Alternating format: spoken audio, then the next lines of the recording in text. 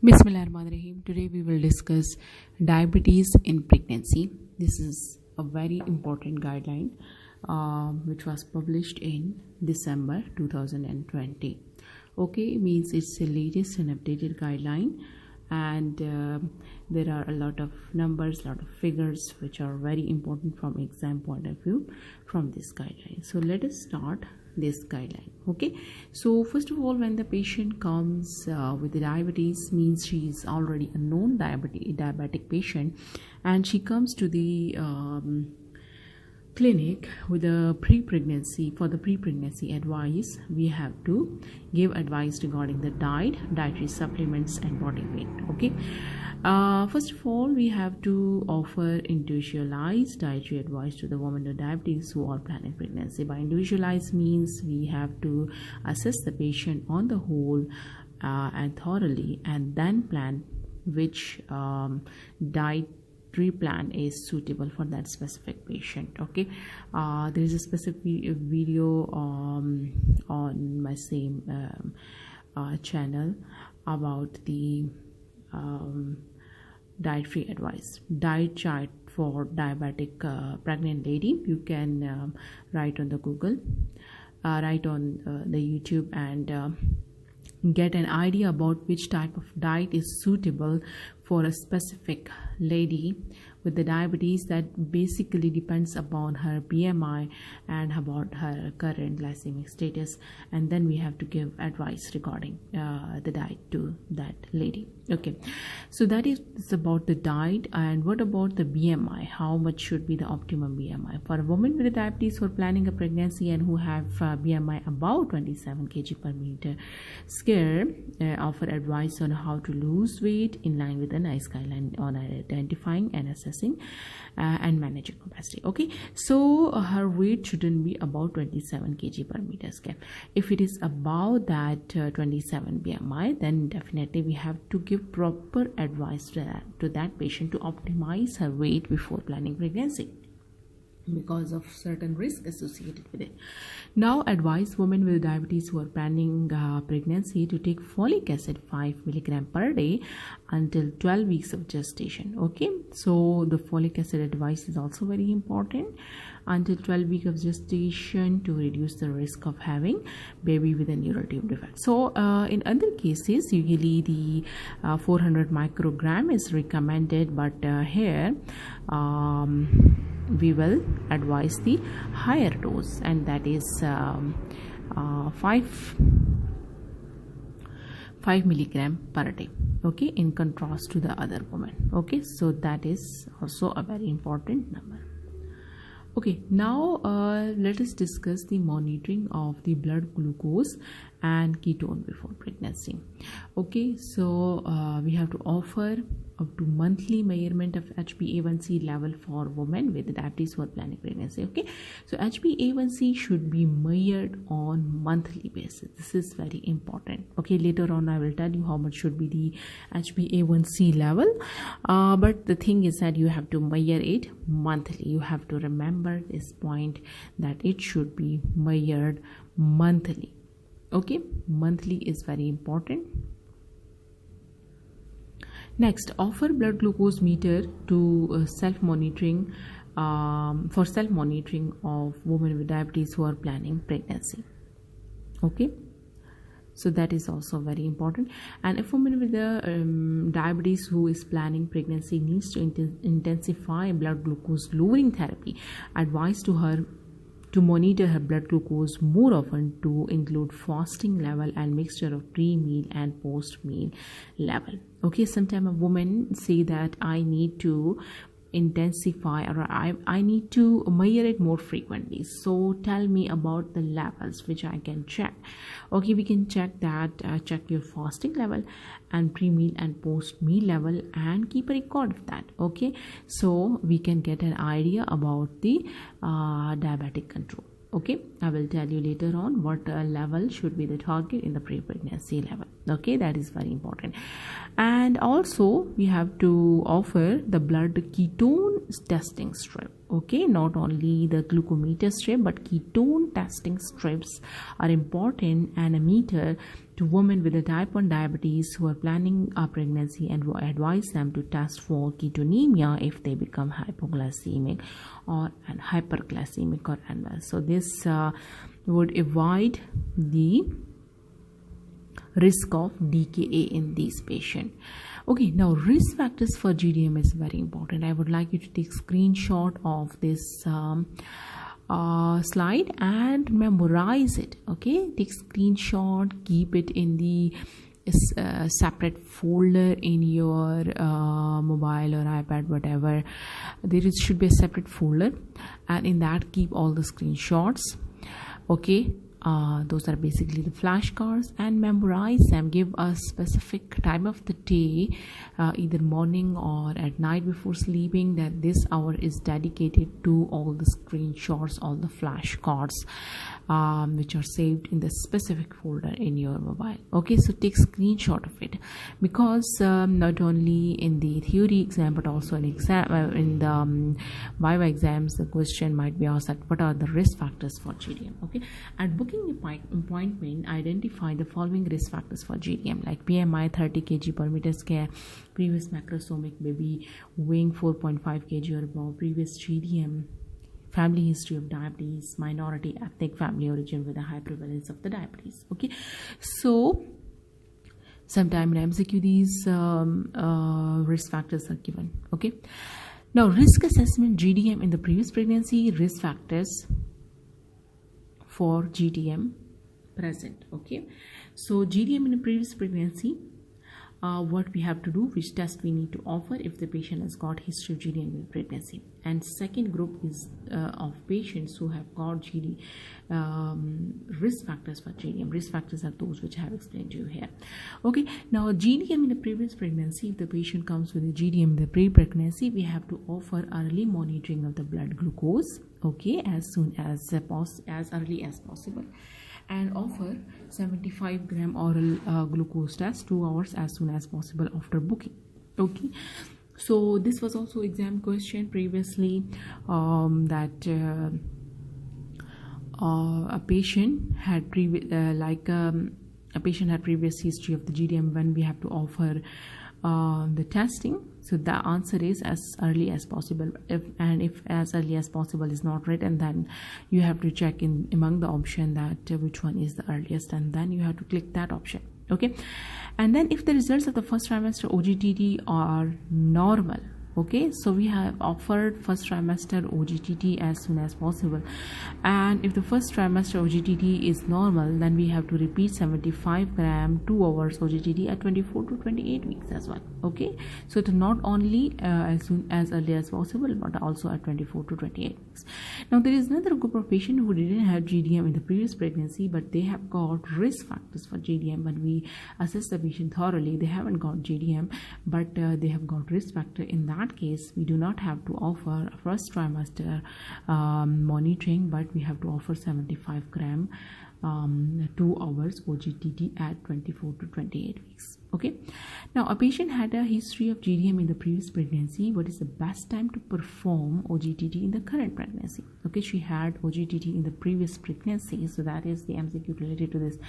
What is the best time? Okay, the best time, we have different option, like at booking 16 week, 24 to 28 weeks. As I have told you that in a patients who had GDM in the previous pregnancy, we have to offer early monitoring as soon as possible of OGTT, so that is at booking. If she comes at booking, so that is the earliest among the given option, so we have to click on that. Okay, now another exam question: what percentage of patients with a PCOS are having associated insulin resistance? That is a percentage question, you have to memorize it. The answer is 65 to 80%. Okay, so patients with a PCOS are having insulin resistance in 65 to 80% of the cases. That's why metformin is preferred in them. Okay, now target level was what I was talking about. I would like you to take screenshot of this slide as well. Keep it with you in your mobile specific folder, and give a specific time of the day to those screenshots, flashcards, because these are there are some slides which are very important, and many exam questions come related to those slides, and as such it's very difficult to memorize those slides. So the best way is to make a specific folder in your mobile and give a specific time of the day every day to those slides, to those flashcards. Okay, either you can do that, or another way is that take small cards, flashcards, and just write these things on that and keep in specific drawer with you. Or some people use a specific wall. If they have got specific separate room in their home, then they can attach on the separate wall of the home. Whatever method is suitable to you, you can adopt that. But the thing is that it's very important to make flashcards, make notes in order to memorize few things for exam. Okay, so preconception period, fasting blood sugar glucose 5 to 7 millimole. Okay, 5 to 7 millimole per liter, memorize it, and in the milligram per deciliter we multiply 5 to 7 by 18. Okay, now why we multiply it with 18? Because 18 is the molecular weight of glucose. Okay, so we get 90 to 126 milligram per deciliter. Now plasma glucose level 4 to 7 millimole per liter, 72 to 126 milligram per deciliter before meal and at other times of the day. Okay, fasting blood glucose 5 to 7 and plasma blood glucose 4 to 7 before meal and at other times of the day. HbA1c is 4.8 millimole per mole, 6.5%, and the patient shouldn't get pregnant if HbA1c is 86 millimole per mole, that is 10%. Okay, now gestational diabetes. Gestational diabetes is diagnosed if fasting blood sugar is 5.6 millimole per liter, 100 milligram per deciliter or above, and 2 hours blood glucose is 7.8 millimole per liter, that is 140 milligram per deciliter or above, 475 gram glucose load. Okay, so gestational diabetes, okay, that is, these are the target levels that fasting should be this, 2 hours should be this. Okay, now MCQ related to diabetes in the pregnancy. A 41 years old lady has an OGTT at 28 weeks of gestation. In her 4th pregnancy, the result are as follows: fasting blood glucose 5.8 millimole per liter, 2 hours plasma glucose is 7.4 millimole per liter. Now what is the correct diagnosis? What is the correct diagnosis? That is important. Okay, fasting 5.8, 2 hours plasma glucose 7.4. Okay, so the answer is gestational diabetes. Okay, as we know that fasting above 5.6 and 2 hours above 7.8. So here a fasting is above 5.6, so that is gestational diabetes. Okay, now most common and serious congenital defect associated with diabetes, exam question come related to this. Most common is congenital heart disease. Most serious is sacral agenesis or cardiac syndrome. Okay, now retinal assessment in a woman with pre-existing diabetes.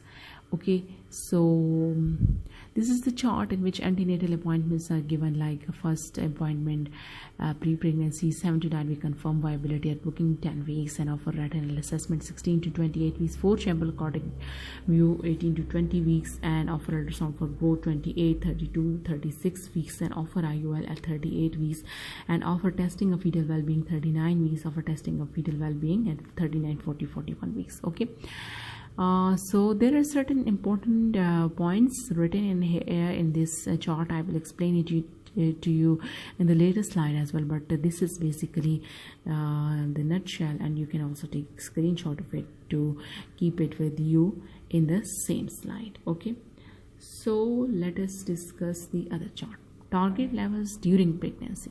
Okay, so when a patient comes and what advice we have to give, that how much should be her target level during pregnancy, or if the patient is admitted to the ward, how much should be the target level during pregnancy.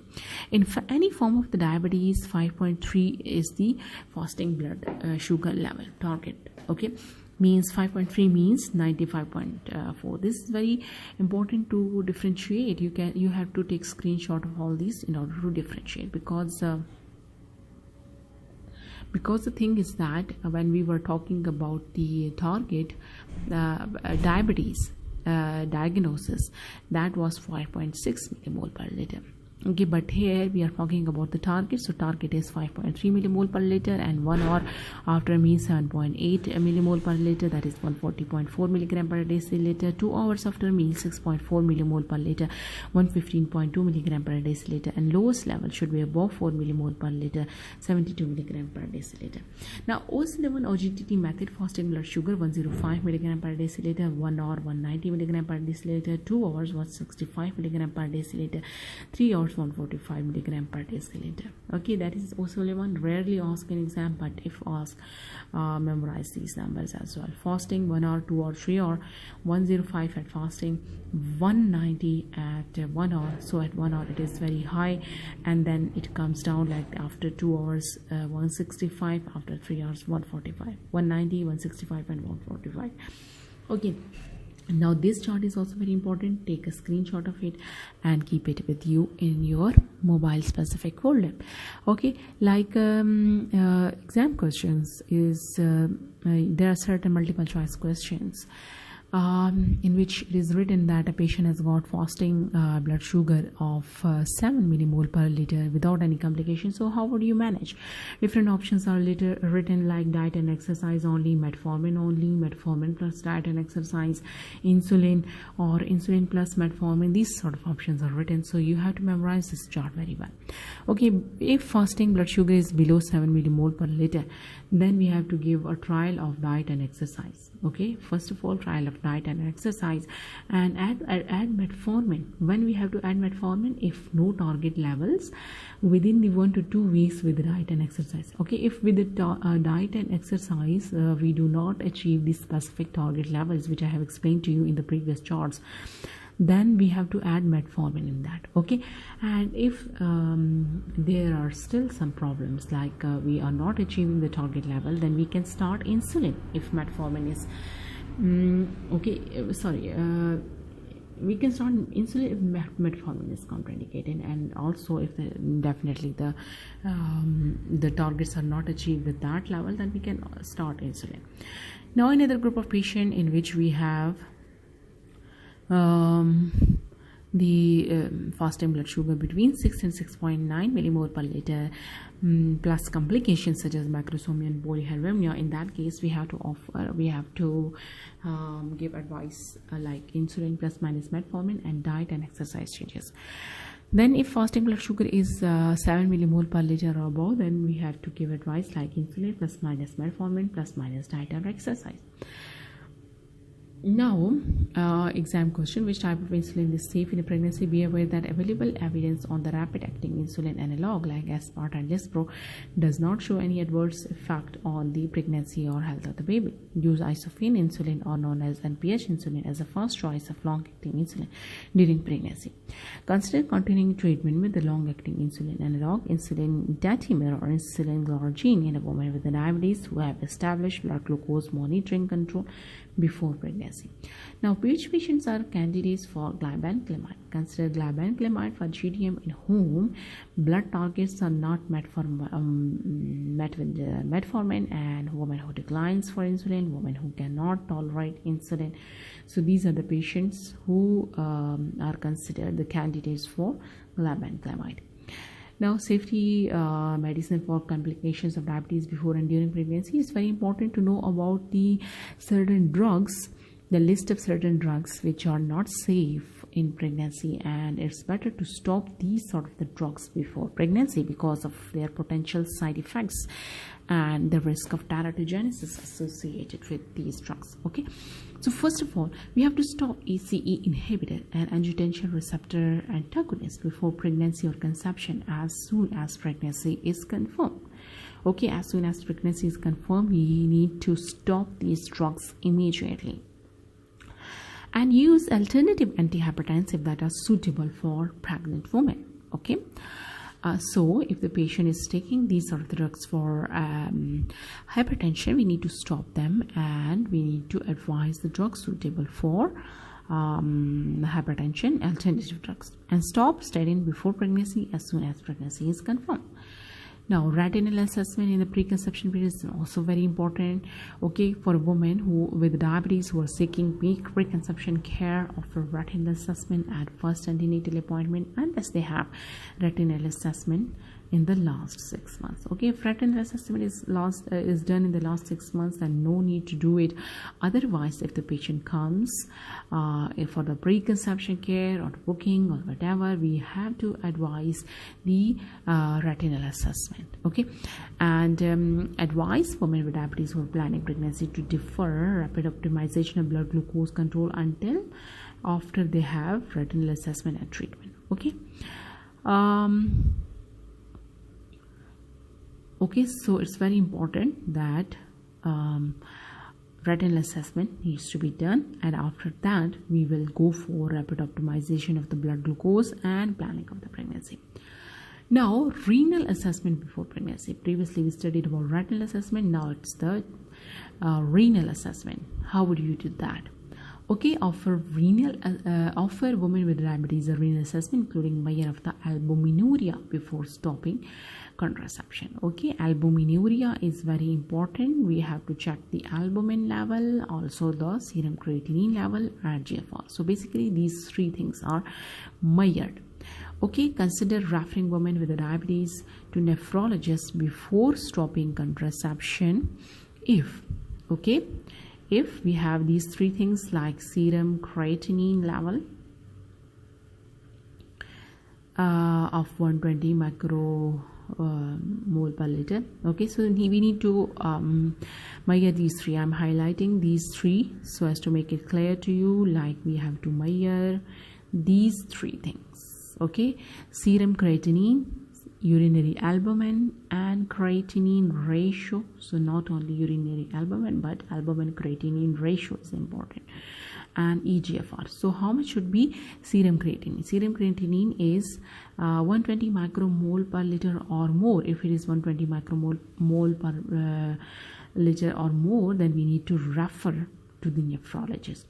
Or if urinary albumin creatinine ratio is greater than 30 milligram per millimole, we need to refer the patient to nephrologist. Or estimated GFR is less than 45 ml per minute per 1.73, then we need to refer the patient to the nephrologist. Okay, so these are very important things. Now, testing. Use 75 gram 2 hours oral glucose tolerance to test for gestational diabetes in women with the risk factors. Okay, this I think I have already explained to you. Those women who have got risk factors, then we have to offer OGTT, but when we have to offer it at 24 to 28 weeks. Okay, for women who had gestational diabetes in pre-pregnancy, offer early monitoring of the blood glucose of 75 gram 2 hours OGTT as soon as possible after booking, whether in the first trimester or in second trimester, and a further 75 gram or OGTT at 28 to 24 weeks if the results of first OGTT are normal. Okay, as I have explained it to you before. And offer women with any other form of risk factor for gestational diabetes is 75 gram 2 hours OGTT at 24 to 28 weeks. Okay, I've explained it to you before, so no need to go in detail. Now, monitoring of the blood glucose, this is also very important. Okay, monitoring is very important. That also in Viva, this question might be asked, that a patient with diabetes, how many level would you check? Okay, so basically there are 4 levels which we need to check in patients with the type 1 diabetes. If patient is already a known type 1 diabetic, then we have to check the fasting, the pre-meal, 1 hour post-meal, and bedtime blood glucose level daily. Remember this thing. Now, what about the patients with the type 2 diabetes mellitus who are on especially type 2 diabetes or gestational diabetes who are on multiple daily insulin? Okay, so either type 2 or GDM with a multiple daily injection, then we have to offer these regimen. First of all, the fasting, secondly is pre-meal, 1 hour post-meal, and the bedtime level. So these are important things. Now, advise for women with type 2 diabetes or GDM to test their type 2 or GDM, okay, GDM or type 2. In both cases, we have to advise them to test their fasting and 1 hour post meal glucose daily if they are fulfilling this criteria. So in them, just 2 levels, fasting and 1 hour post meal. So remember this thing, okay? I would like to revise it, like in type 1 diabetic patient, 4 levels, type 2 or gestation diabetes who are on multiple insulin injection, 4 levels, and in type 2 or gestation diabetes, okay, type 1, type 2 or gestation diabetes who are on multiple insulin injection, and here just type 2 or gestational diabetes, we have to offer fasting in 1 hour if they are managing their diabetes with a diet and exercise, means they are not using a multiple injection of insulin, or they are taking oral therapy with or without diet and exercise, or single dose and intermediate acting or long acting insulin. Okay, so they are not on multiple insulin injection, they are just on one intermediate dose or long acting dose, or they might be taking oral therapy, or they might be managing their blood sugar with the diet and exercise and all. Okay, so they are a little bit at lower risk as compared to the previous group. Now, monitoring of the blood glucose is the same chart. If you want to take screenshot, you can take from here, because this is the nutshell. Okay, so advise the women with type 1 diabetes to check their fasting pre-meal, 1 hour post-meal bedtime blood glucose level daily, so 4 levels. Advise the women with type 2 diabetes or gestational diabetes who are on multiple daily insulin injection to test their fasting pre-meal, 1 hour post-meal and bedtime glucose level daily. Okay, and advise the women with type 2 diabetes or gestational diabetes to test their fasting 1 hour post-meal glucose level if they are managing their diabetes with the diet and exercise changes alone, or taking the oral therapy with or without diet and exercise changes, or single dose intermediate acting or long acting insulin. Okay, so take a screenshot of it. Now, which women are candidate for insulin pump? Okay, we also advise insulin pump to a specific group of patients. So which women are candidate for insulin pump? Continuous or offer continuous subcutaneous insulin infusion, also known as insulin pump therapy. To which women? To pregnant women with insulin treated diabetes who are on multiple daily injections of the insulin. If they are on multiple daily injection of the insulin and they do not achieve the blood glucose without significant disabling hypoglycemia. Okay, so if their blood sugar is uncontrolled, we can offer insulin pump to them. Now, ketone testing and diabetic ketoacidosis. Okay, as I have already explained to you that we have to offer blood ketone testing strip and a meter to women with a type 1 diabetes. Okay. Okay, so along with a meter, they have the glucose strip, and we have to offer the blood ketone strip as well. Okay, in order to avoid the risk of decay. Advise a woman to test for ketonemia and seek urgent medical advice if they become hyperglycemic or unwell. Now, advise the woman with the type 2 diabetes or gestational diabetes to seek urgent medical advice if they become hyperglycemic or unwell. Now, take urgently for ketonemia if the pregnant woman with any form of diabetes presents to hyperglycemia or unwell. Okay, so if patient become hyperglycemic, then we have to offer ketonemia testing. Okay, and also we have to give advice that if they become hyperglycemic or unwell, they need to get urgent medical advice. Okay, so this is basically to avoid the different sort of complication. Immediately admit the woman. Okay, so not only we have to give advice to the patient, but also immediately admit the patient with suspected DKA for level 2 critical care. Level 2 critical care is important. Exam question might be asked about the different level of the care in HDU. So when the question is asked about the DKA, which type of care would you provide in the HDU, that is level 2 critical care, when they receive both medical and obstetric care. Okay, level 2 initially, but that can be changed depending upon the condition of the patient or response to the treatment of the patient. Now, retinal assessment during pregnancy. Okay, I think I have already explained a lot of points about this, but after a pregnant woman with pre-existing diabetes have had their first antenatal appointment, we have to offer clinical assessment by digital imaging with mydriasis during the tropicamide. Okay, so that was I explained to you the retinal assessment in the pre-pregnancy period, but that is in the pregnancy. So how would you offer? We would offer retinal assessment by digital imaging with the mydriasis using tropicamide. So that is, tropicamide is very important unless it has already been done in the last 3 months. If in the last 3 months it has been done already, then no need to repeat it.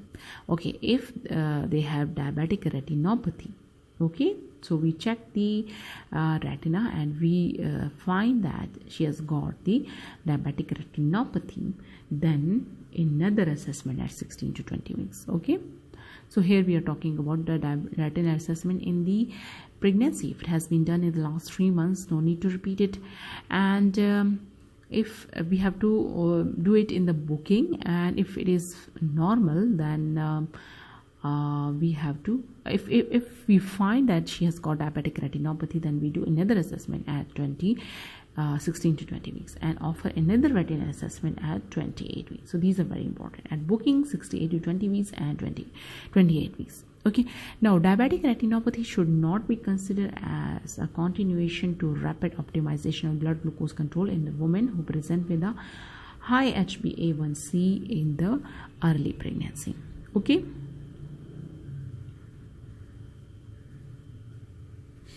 okay, so diabetic retinopathy should not be considered as a contraindication to vaginal birth. Okay, if patient has got the diabetic retinopathy, we can still offer vaginal birth.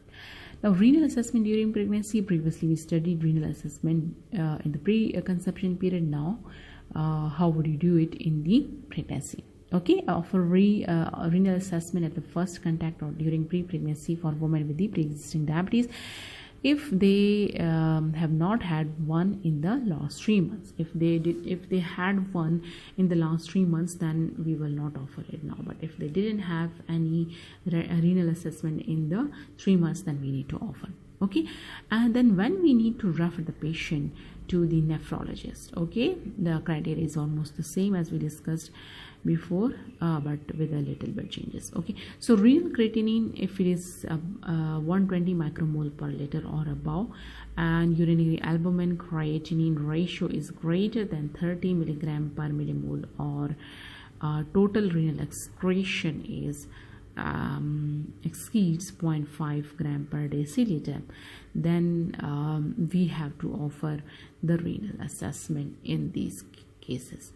Okay, do not use EGFR to measure kidney function test. Okay, and consider thromboprophylaxis to the pregnant woman with a nephrotic range proteinuria above 5 gram per deciliter. Okay, so if we have proteinuria above 5 gram per deciliter or albumin creatinine ratio of greater than 22 milligram per millimole, in these cases we have to offer thromboprophylaxis to the patient. Okay, now how would you do management in labor? Start insulin dextrose infusion from the onset of labor. 1 hour monitoring is done to maintain the blood sugar between 4 to 7 millimole per liter, and do continuous blood sugar monitoring in case of uncontrolled blood glucose or persistent hypoglycemia. Okay, in the labor, the target should be between the 4 to 7, And if the blood sugar is uncontrolled, then we have to offer continuous blood sugar monitoring. Now the target level during the labor is 4 to 7 millimole per liter or 72 to 126 milligram per deciliter. Now mode of the birth. Vaginal delivery is a mode of the birth, means the diabetes is not the contraindication to vaginal birth. We have to offer vaginal birth, and cesarean section is offered only for obstetric indications. Now postnatal care, how would you offer the postnatal care? The blood glucose control, medicine, and breastfeeding, all these things needs to be controlled in the postnatal period. Women with the insulin treated pre-existing diabetes should reduce their insulin immediately after birth to monitor their blood glucose level fully to establish the appropriate dose. Okay, so if they are on insulin, okay, we need to reduce this dose immediately. Okay, reduce the dose. And we have to explain to the woman with the insulin treating pre-existing diabetes that they are at risk of hypoglycemia in the postnatal period, especially when they breastfeed, and advise them to have meal and snack available before and during feeds. Okay, some women are treated with insulin, okay, with the pre-existing diabetes.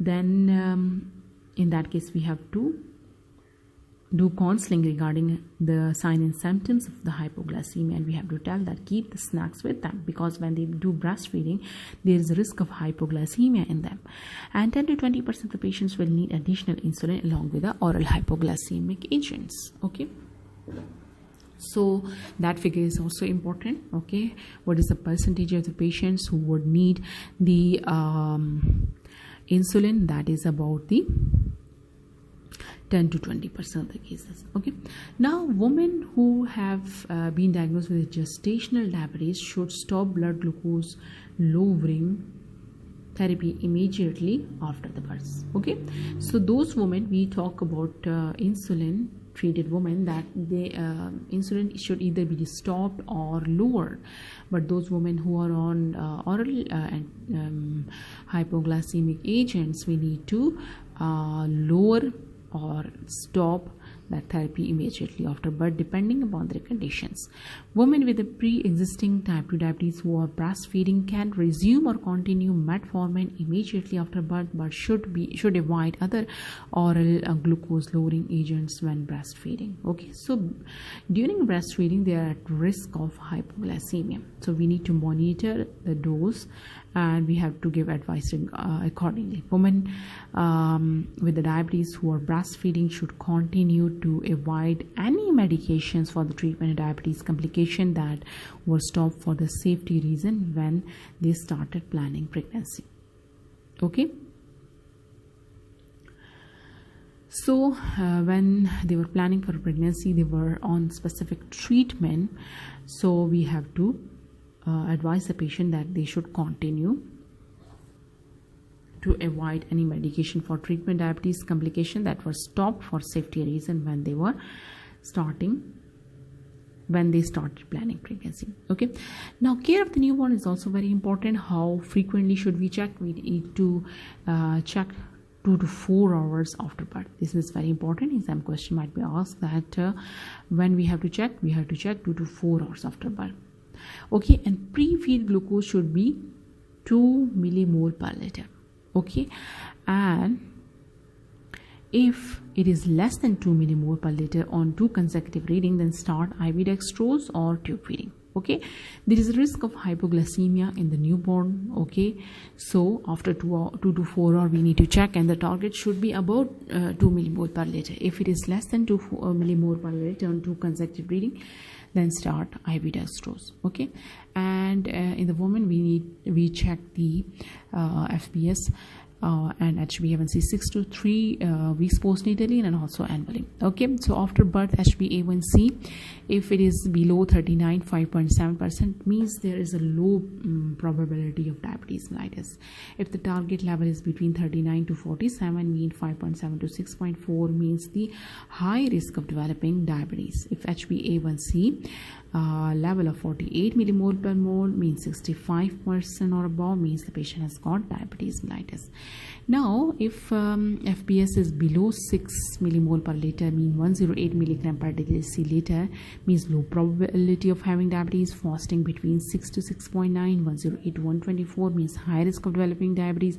Fasting blood sugar above 7 millimole per liter means 126 milligram per deciliter means likely to have diabetes mellitus. Okay, now what advice we need to give to the patients who have fasting blood sugar below 6 millimole per liter? As we explained that if it is below 6 millimole per liter means low probability of having diabetes. So what advice we need to give to them?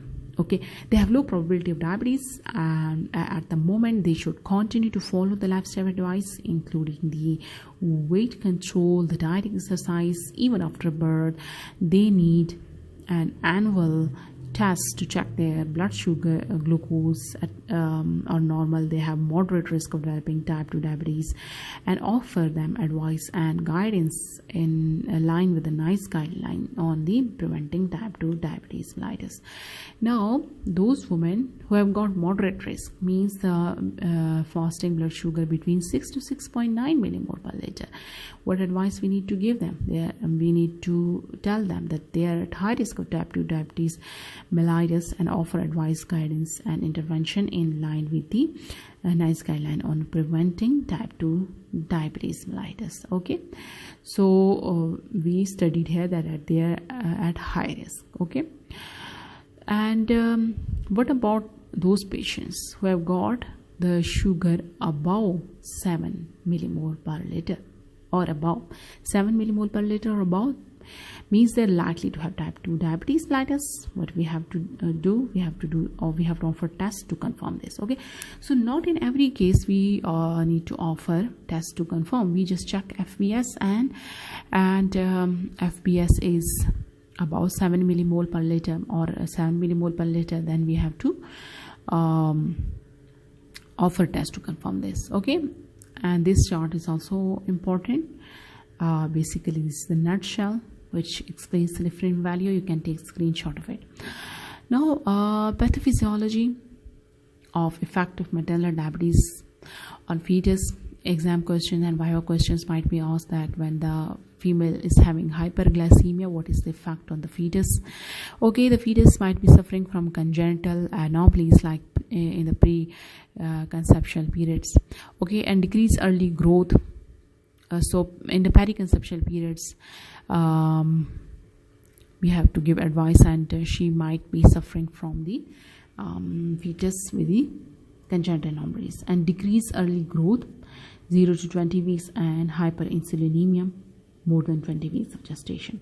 Okay, so when there is fetal hyperglycemia, there is risk of fetal hyperinsulinemia. Okay, as a result of increased glucose, the fetus might produce increased insulin. Okay, and that may lead to neonatal hypoglycemia 0 to 7 days postnatal. So that is the pathophysiology of the neonatal hypoglycemia as a result of maternal hyperglycemia. So arrow is going here. Okay, and there might be surfactant deficiency neonatal or immature liver metabolism that leads to jaundice. Okay, and this neonatal hypoglycemia may lead to poor neurodevelopmental outcome. This fetal hyperinsulinemia may lead to fetal hyperglycemia and hyperinsulinemia, which leads to fetal macrosomia more than 20 weeks gestation. That may lead to birth asphyxia, cardiomyopathy, TTN. Okay, and there might be chance of the fetal hypoxia more than 30 weeks of gestation.